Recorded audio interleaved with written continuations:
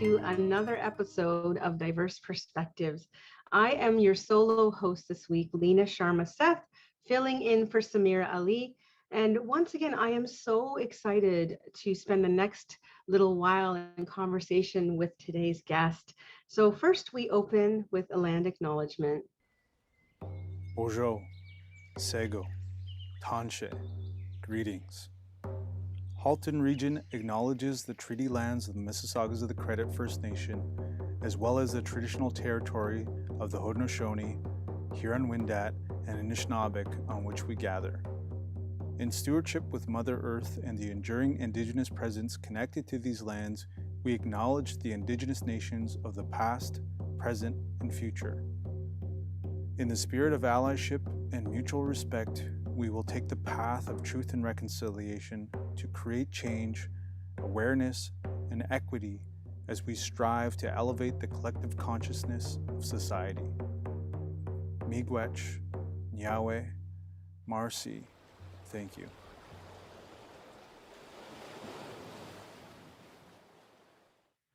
So it gives me great pleasure to introduce my guest today. Angela Bellegarde is a band member of Papixis Cree First Nation in the Treaty 4 territory of Saskatchewan and has lived in the Halton region for the past 15 years. Angela is Cree Lakota and settler mix. She is the daughter of the late Jojo and Irene Bellegarde and the mother of Carson and Natalie. Angela believes her role in life is to continue on her family's legacy of walking in two worlds, Indigenous and non-Indigenous, and to bridge the gap that currently exists between these communities. Her passion is to be a shift disturber and to encourage non-Indigenous people to look at the world, our shared history, and our future from a new and different perspective. She continues this work with Our Kids Network. As Our Kids Network's Indigenous Reconciliation Strategy Manager, this is one of the many amazing hats that she wears in our community. Angela continues this work, Angela has developed and is implementing changes that moves our communities forward on their truth and reconciliation journey and commitments. Angela is ecstatic about the opportunities that exist in our workplaces and communities to make a considerable shift towards reconciliation. Welcome, Angela. Thank you so much for having me. It's just absolute pleasure to be with you and to talk more about some of these really important issues that are really gaining such momentum right now in our communities. So I just want to acknowledge, Leena, that you take a very good first step in trying to say Papixis, which is, I always say to people, even if you don't know how to say the name of the nation, give it a try. And when you do it with respect, we will help you along to pronounce it how we want to do it. But just take the step and show your eagerness to learn. So yes, I am a band member of Papixis First Nation in Treaty 4. And I'm a visitor here on Treaty 22 territory. The treaty holders are, of course, the Mississaugas of the Credit First Nation. So happy to be here, happy to learn from our Indigenous brothers and sisters and to understand the traditions around this neighborhood, if you were. I love that. I love that. And it's been honestly such a privilege to get to know you over the last year or so. And I've really enjoyed our conversations. It's felt like a little bit of co-dreaming about what could our community be, and lots of laughs, that's for sure. One of the questions that I've been sitting with, and I know that this is something that we've talked about as well, is that, what is the connection and relationship, if any, between truth and reconciliation work and what is known as EDI, or equity, inclusion, anti-racism, and belonging work? Yeah, I really appreciate that, the discussions that you and I have had in the past and our like-mindedness, but also our ability to challenge each other in a really respectful way. And I think that's one of the first steps about truth and reconciliation, as well as diversity, equity, inclusion work, is to help challenge our perspectives and how we feel about things, and try to be open-minded and come at things from a new way. And sometimes that's very uncomfortable.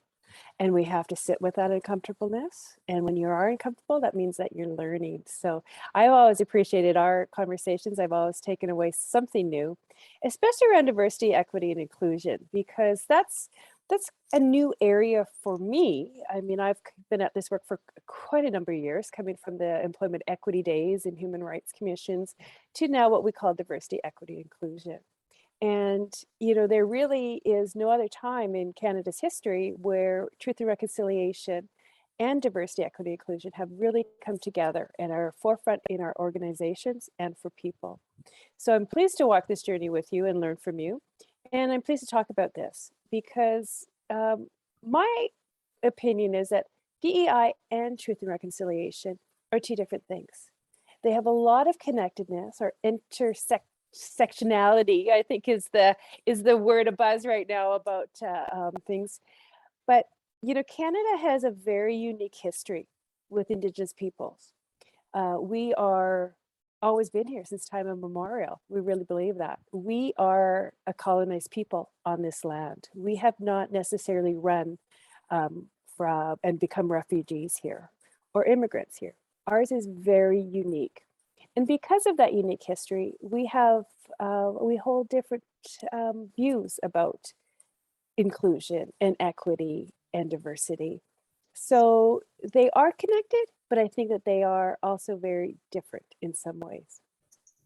I love that. I love that you name or the intersecting. There are clear intersections in some respects in terms of, I like to say there's an accountability opportunity or an accountability conversation that I feel is baked in to, at least, I can't see a just world without accountability being a significant pillar of whatever happens in terms of taking accountability for, as settlers, for example. And I will really be honest and say I'm on a learning journey myself as someone a child of South Asian immigrants.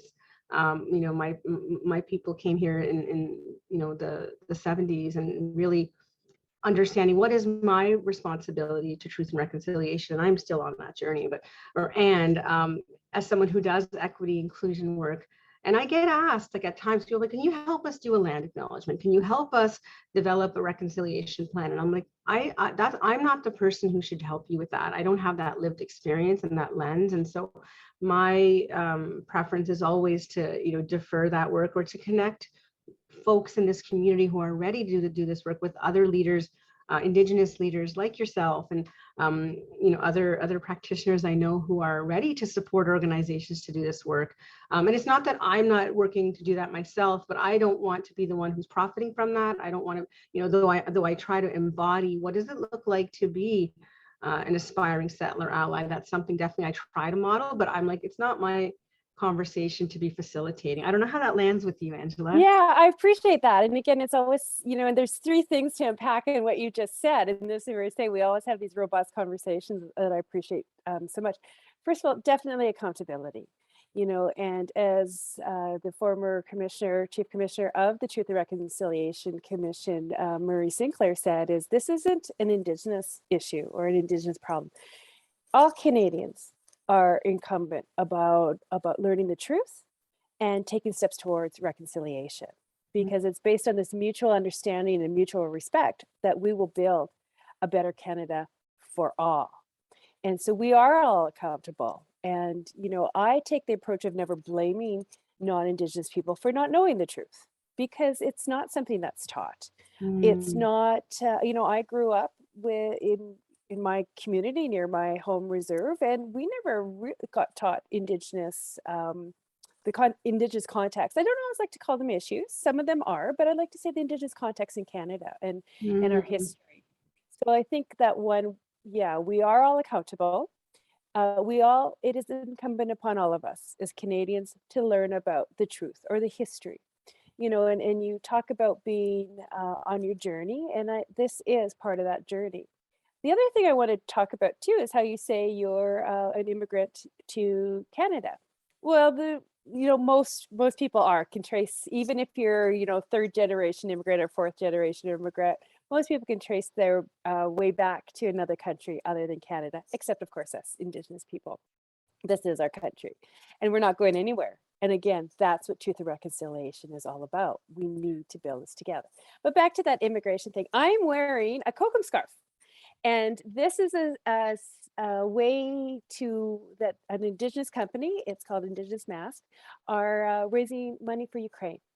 And it symbolizes the connection that Ukrainian immigrants and the Indigenous people of Saskatchewan and the prairies had when Ukrainians came and made a life for themselves here in Canada by becoming farmers and contributing to Canada's as a whole.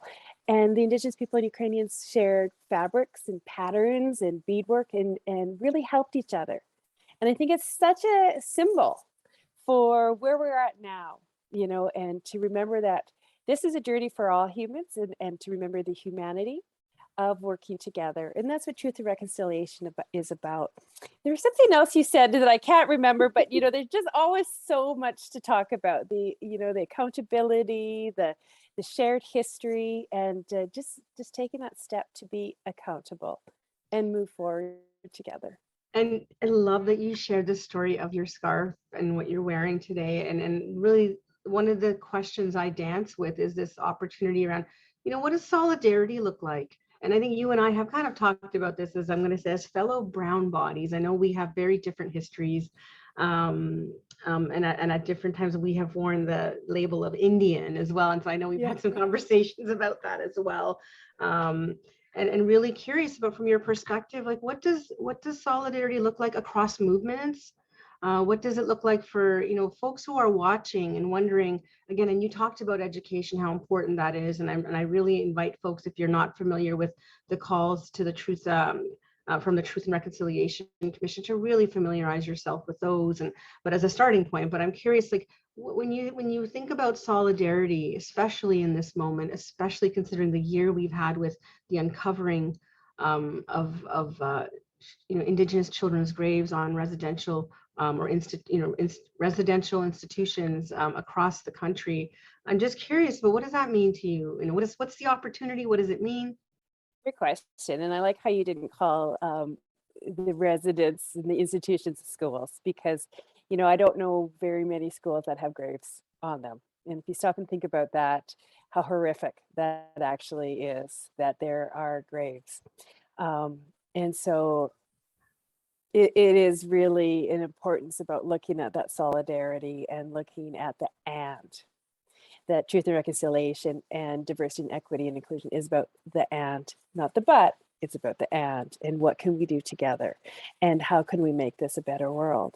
And I think with George Floyd and that very public viewing and understanding of what happened to George Floyd and the pain that has left this world because of that, and then the uncovering of the bodies on that institution, and then the continued finding of bodies. We're only beginning that. I think that was the first time that I can think about in my tenure doing this work. And certainly there has been people before us in the 70s who were very prolific in protesting what was happening to Indigenous people, and of course Black people as well in Canada.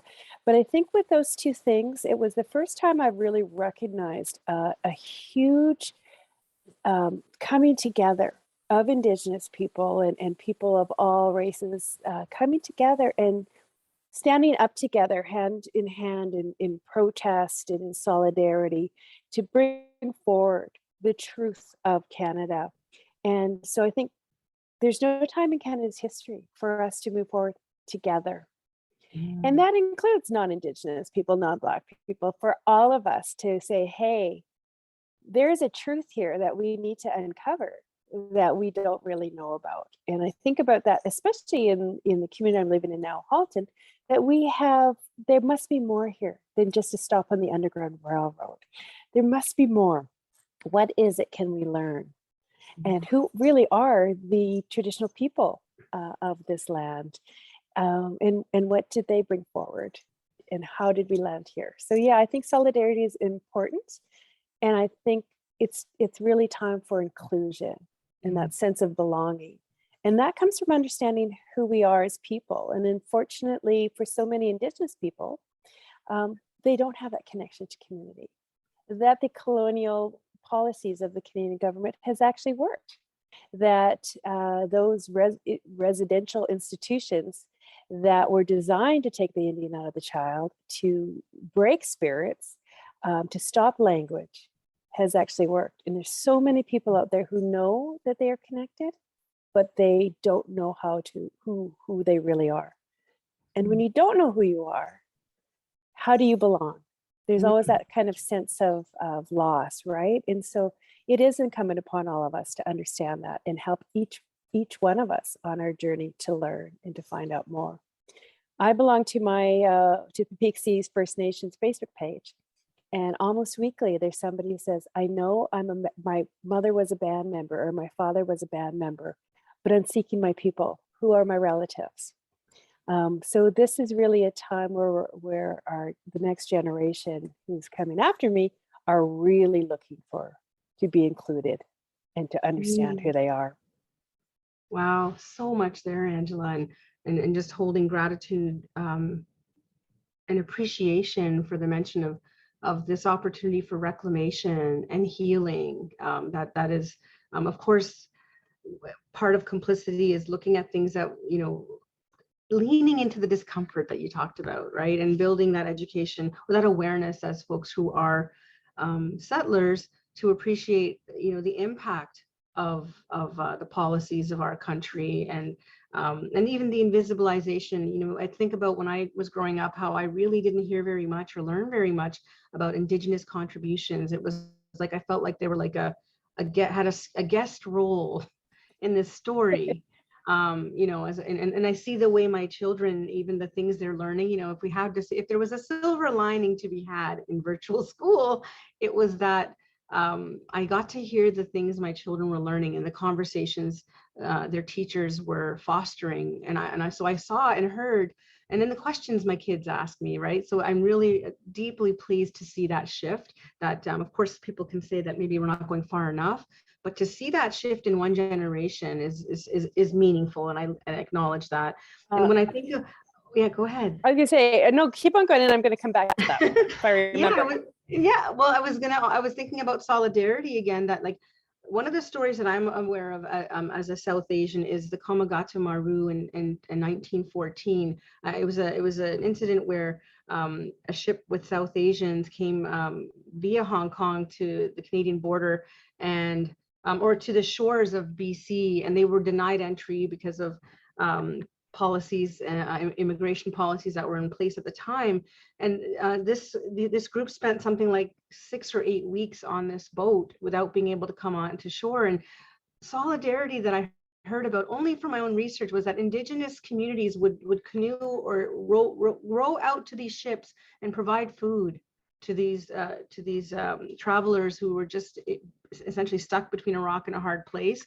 And I just think about, these stories don't get enough attention. And so in my mind, when I'm looking at things, I'm looking for solidarity because I feel like it's a human thing.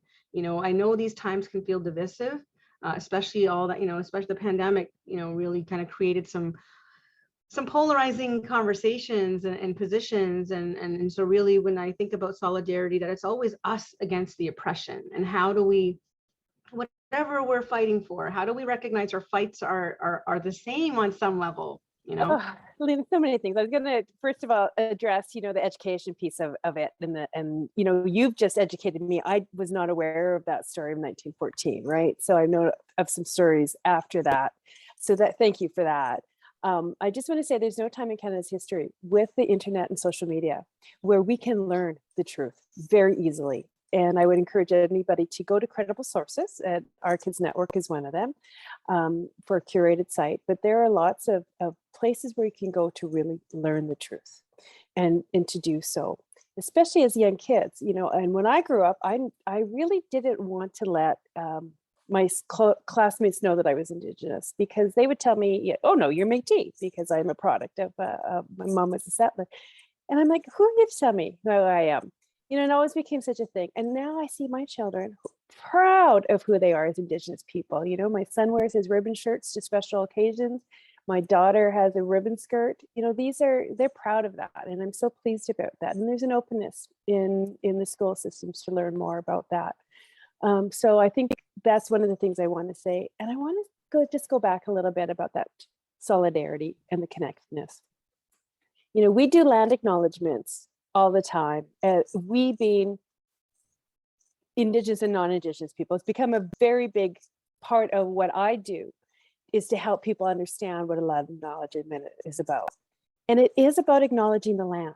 And for whatever reason, being grateful for the creator's gifts on that land, being grateful for, the birds, everything. But it is the land that connects us all. Because the lesson is that we're all connected as human beings. And it is by this land. And it goes back to, truth and reconciliation, and that incumbency and that importance of working together to make Canada and the world a better place for all. So it's that connectedness, that interconnectedness, which is, as you were talking about solidarity, we all have to come together and make this place a better place, because I'm not going anywhere, and I don't expect you to go anywhere or your children to go anywhere. We all have to make Canada and this world a better place because we're connected as humans, and we're connected to this earth and to this land, however you choose to look at it. So, the time is now, the time is learned, and the time is to really understand not just the people of the land, but the land itself.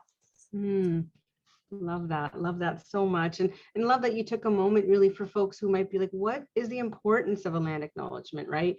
And I try, whenever I do them, to try and make them, I don't do the same one every time. I try to bring in a different aspect of whether it's something in the news, like when the apology happened recently by the Pope, I tried to weave that in, and whatever is happening. And I really also try to weave in, what have I learned about the land that I'm on? Digging into some of the treaties, digging into some of the leaders and the Indigenous leaders who helped steward this land and bring us to the moment that we're in now, that we get to enjoy this.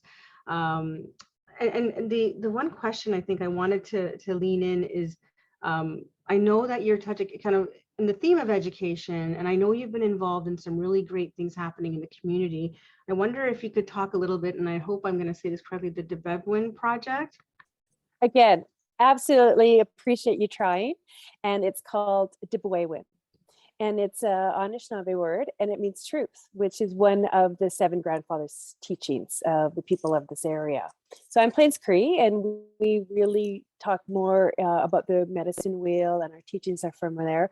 But here, where it's the 7 grandfathers' teachings, which are still relevant, all, they're universal. So Debebwin is about the truth. And right now, there is a major initiative undertaken with the Oakville Community Foundation in conjunction with Mississaugas of the Credit First Nations, who are the treaty holders. There's 5 treaties in the Halton region itself.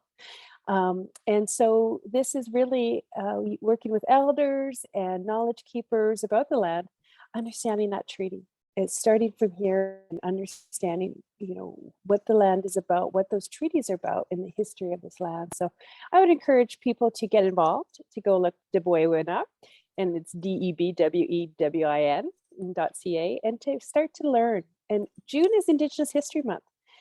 This is the time where there'll be so many activities happening. It's time to get involved. It's time to really think and look and see and celebrate Indigenous history in Canada. It's amazing, and we'll make sure that we get the website for that, and so we can encourage folks to leverage local resources, because that's important to me too. I know there are resources, no shortage, as you say. We're living in this time of Google.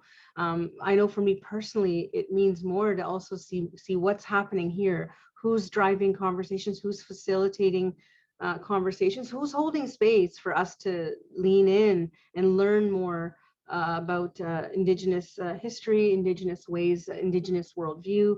I think that is something that I know personally I enjoy it, and looking forward to getting out there this summer to experience things.